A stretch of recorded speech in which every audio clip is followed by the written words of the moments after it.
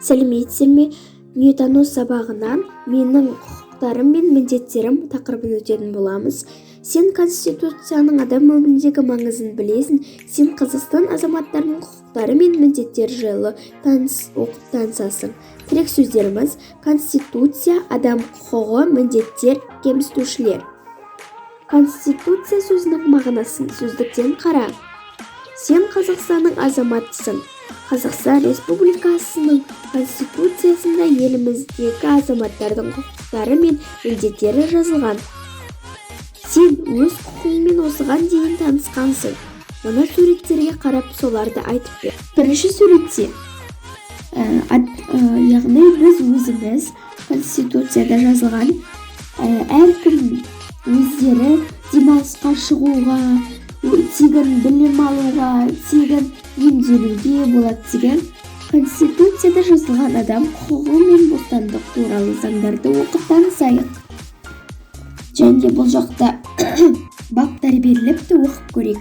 Республиканың азаматы өзінің азаматтығына орай құқықтарға ие болып міндеттер атқарады. 15. Әркімнің өмір сүруге құқығы бар. Ешкімнің өз бетінше адам өмірін қиюға қақысы жоқ. 19 бапта әркімнің ана тілі мен төл мәдениетін пайдалануға, қарым-қатынас, тәрбие, оқу және шығармашылық тілін еркін таңдап алуға құқығы бар. Сөз бен шығармашылық еркіндігіне кепілдік беріледі. Әркімнің заң жүзінде тыйым салынбаған кез келген тәсілмен еркін ақпарат алуға және таратуға құқығы бар. Тұрғын үйге қол сұғылмайды. Соттың шешімінсіз тұрғын үйден айыруға жол бермейді. Тұрғын үйге басып кіруге, оны тексеруге және тінтуге заңмен белгіленген реттер мен тәртіп бойынша ғана жол беріледі екен. 26 бапта Қазақстанның Республикасының азаматы заңды түрде алған қандай да болсын жеке меншігінде ұстай алады. 26 бап әркімнің кәсіпкерлік қызмет еркіндігіне өз мүлкін кез келген заңды кәсіпкерлік қызмет үшін еркін пайдалануға құқығы бар.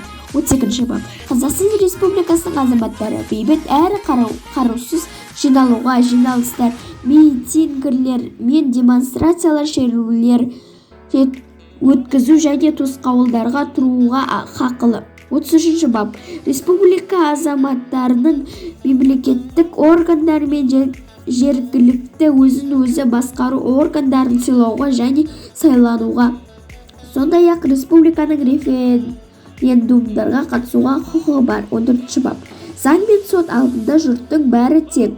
Тегіне, әлеуметтік, лауазымдық және мүліктік жағдайына, жынысына, нәсіліне, ұлтына, тіліне, дінге, көзқарасына, нанымына, тұрғылықты жеріне байланысты болады. Қазақстан Республикасының Конституциясында 14 бабын қалай түсінгеніңді айтып бер.